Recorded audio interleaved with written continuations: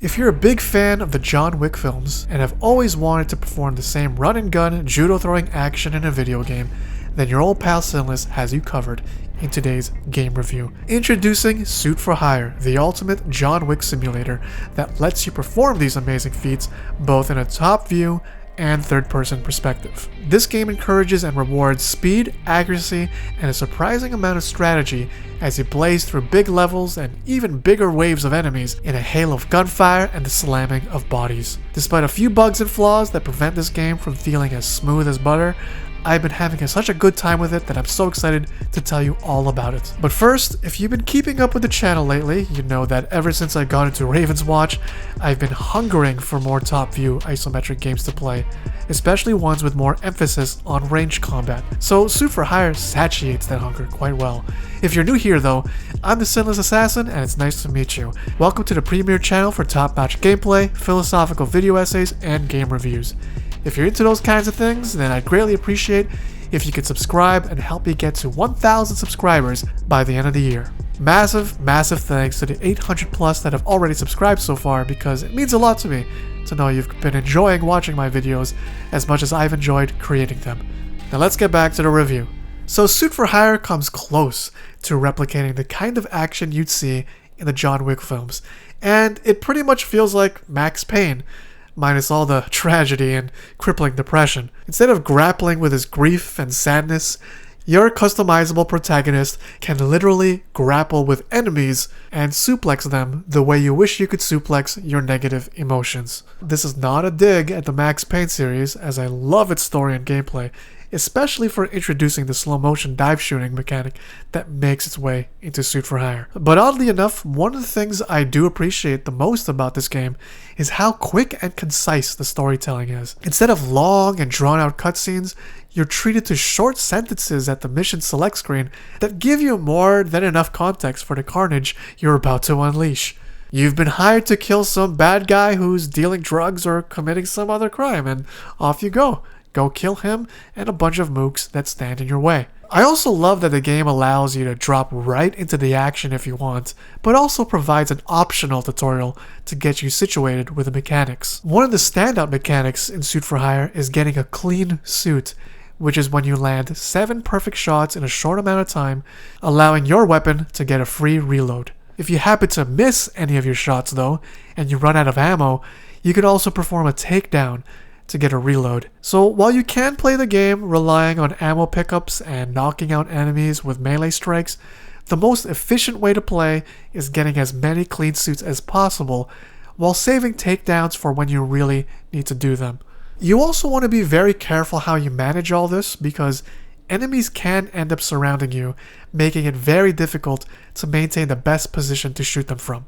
When this happens, you can strafe, roll, or even dive roll to create space and look cool while doing it. To look even cooler, you can also use a slow motion ability so you can get a better sense of the situation, but just like the evasive options, it drains your stamina and can leave you open for attack. So that means you gotta be very mindful as to how and when you use slow motion offensively and defensively.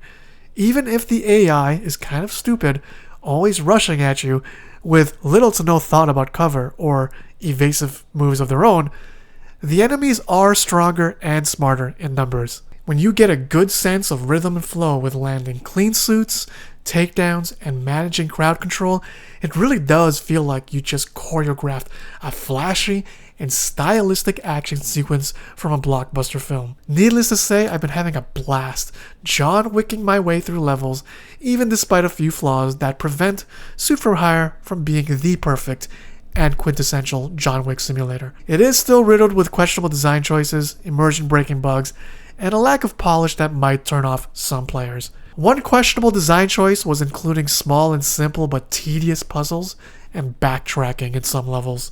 Sometimes it's not clear on where you're supposed to go, especially in bigger maps with multiple pathways, and you end up doing a whole lot of aimless backtracking. While I do understand that these sections were meant to break the pace up, they actually bring the fun to a screeching halt for me personally.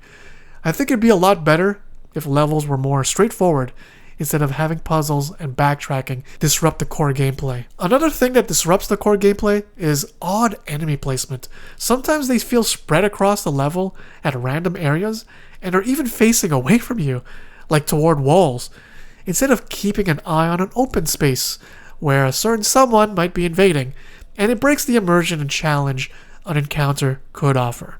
Worst of all is enemies that shoot you from high ground, and it's difficult to see them in the top view perspective, so you have to switch to third person in order to get a better angle, which is weird because the top view perspective is how this game was initially designed, and third person came later.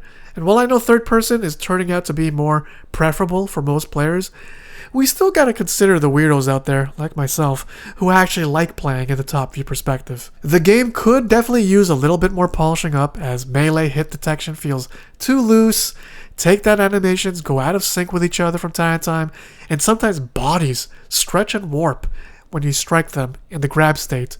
It's moments like these that can take away from the immersion and the smoothness of the overall gameplay.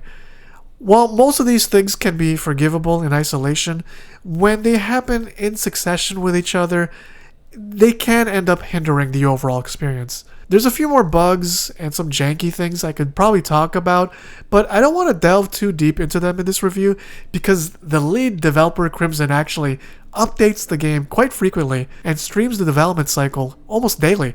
So by the time this review comes out, whatever extra grievances I might have had might well be on their way out the door by then. All in all though, I absolutely love Suit for Hire and highly recommend it to anyone who's been wanting Sifu with guns, or just have an affinity for gunfu in general. Once again, flaws aside, the core gameplay and overall level design have kept me hooked for the past week, and I can easily see myself sinking a ton of hours into it in the future. And even more so if they ever add a replay editor, as I would make a boatload of Suit for Hire short films if they did. I actually asked about it on a recent stream, and Crimson even spent a lot of time testing out how it could work. From what I gathered, it's definitely possible, but very difficult, and might be considered for later down the line when the main issues are ironed out. Either way, I appreciate his efforts and him making this game, and you guys could expect to see more of this game on my channel soon. And that's all I've got for today, but now I want to hear from you guys. Are you interested in getting Suit for Hire now, or will you wait until it's polished up a bit more? Whatever the case may be, comment below and I'll see you guys next time.